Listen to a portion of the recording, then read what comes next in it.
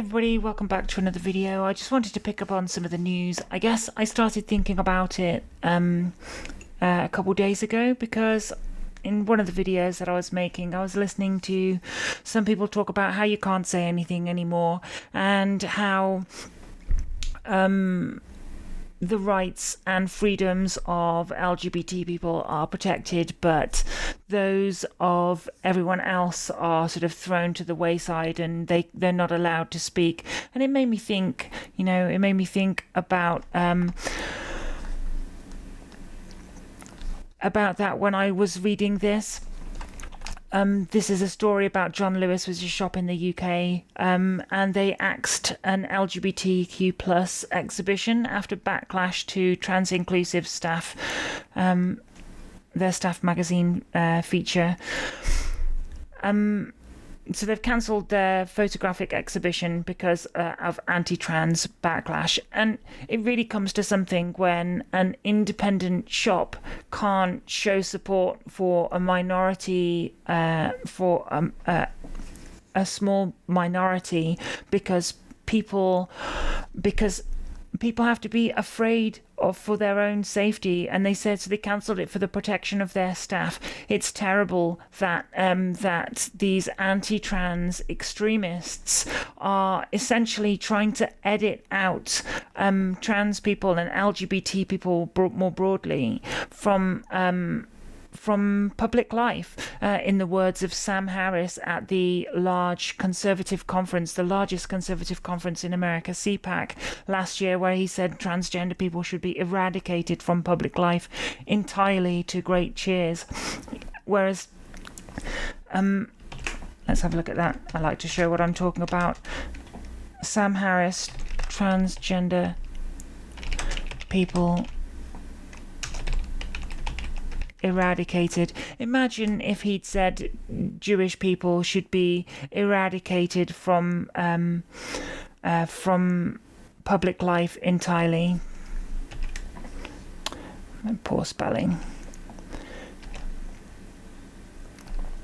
Transgender people eradicate.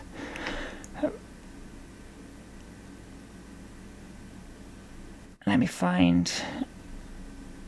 Here we go. This is the thing that I'm talking about, where Sam Harris called for the eradication of transgenderism entirely.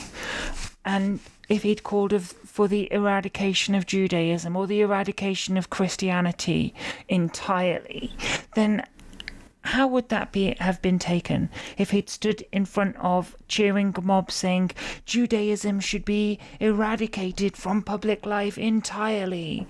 That would be absolutely obscene, yet he can get away with it. And we have the same kind of stochastic terrorism taking place against transgender people in the UK, and LGBT people more broadly. If you try and show inclusion for them, then your staff will be threatened. You'll be labelled as child abusers, and you'll place yourself. You'll lose money. You'll endanger your staff, and so businesses are opting out from it. So it seems like it's very much not the LGBT people who are being silenced. A year ago, almost to the day, the transgender girl Brianna Jai was stabbed to death, in part because of her transgender identity. And the Prime Minister of the UK refused to apologise after they invited her mother to Parliament. She was there that day, and he made a jibe against trans people, mocking them being considered as women, on the same day that they'd invited her to be present. Absolutely atrocious. Is it any wonder that these things continue? Just a few days ago, another transgender girl was stabbed 14 times in a violent birthday party. She had to be taken to hospital. Let's have a look. Yeah. So the court heard that the victim was attacked by a group after being subjected to transphobic slurs at a roller skating birthday party. It's not surprising that these kind of things are happening. The Equalities Minister, our Minister for Equalities, has been called on to resign many times for her stance against equalities. It's absolutely 1948. It's completely in line with George Orwell's writing. We have the anti-truth party. Anything from the right wing.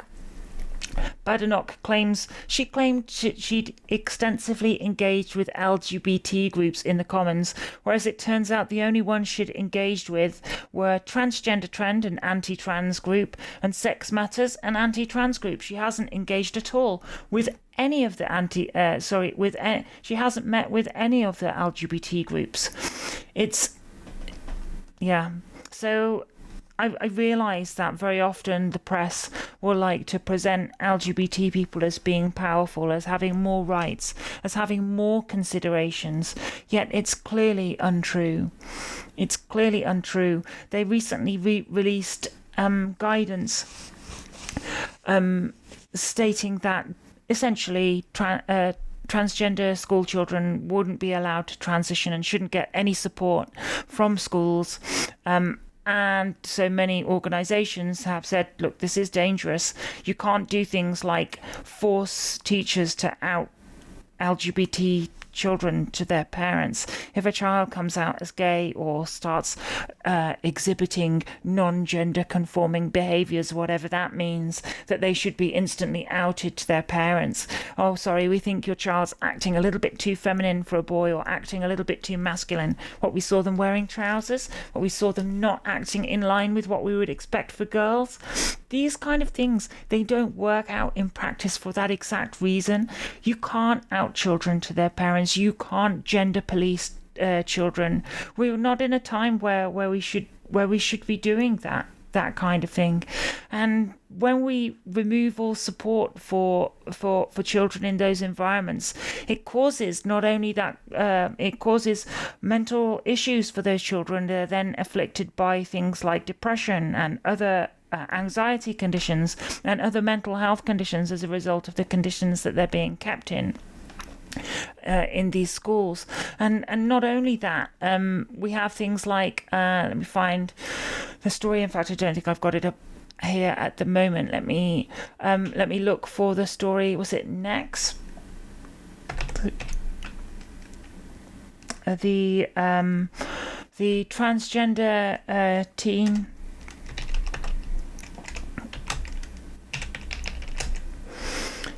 Next Benedict. Next Benedict, the story of Next Benedict, who so Next Benedict was a transgender person. I'm not really that familiar with their story. Let's have a look at the story for Next Benedict. Oklahoma, that's it. So Oklahoma banned trans students from bathrooms. And Next Benedict was, as I understand it, a trans child. Next Benedict died one day after a fight in a school bathroom. So they were attacked by three teens and sustained a head injury. They were attacked in the bathroom, I believe, for their trans identity. And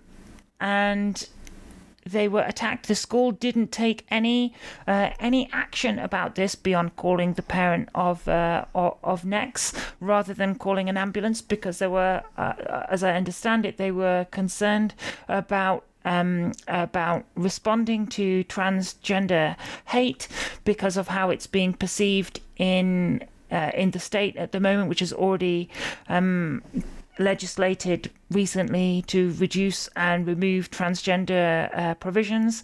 And the next day, so they got sent home, and the next day they died of in fact, I would say it's quite clear that they died of head injuries. However, because of transgender, by people worried about noting and raising issues of transgender hate, their death was considered to be natural causes. This is in a state that has appointed Chaya Raichek, pictured here. Chaya Raichek, who runs Libs of TikTok.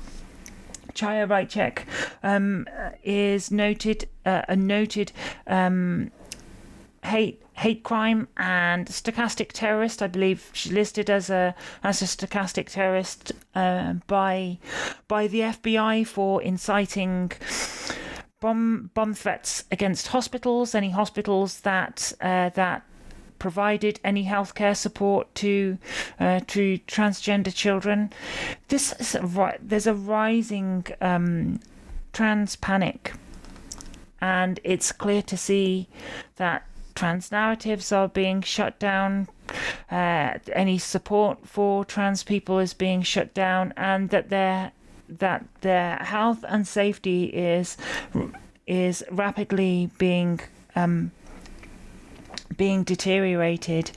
If you look at the number of hate crimes against LGBT people and trans people in particular, they're growing year on year against this background of press hatred, political questions, people just asking questions about whether it's safe to include trans people. So yeah, it's an absolute fabrication when people say that anti-trans voices are being shut down. There's endless news stories about this, and I don't see enough reporting about this. Plenty of questions, even from supposedly progressive organizations promoting sensationalist stories. I saw a story from Politics Joe recently highlighting transmaxing incel stories and sensationist salacious stories. When really these are the stories that should be grabbing our focus, and these are the questions that we should be asking. I thought it was worth highlighting. Anyway, thanks for watching, and I'll see you again in another video.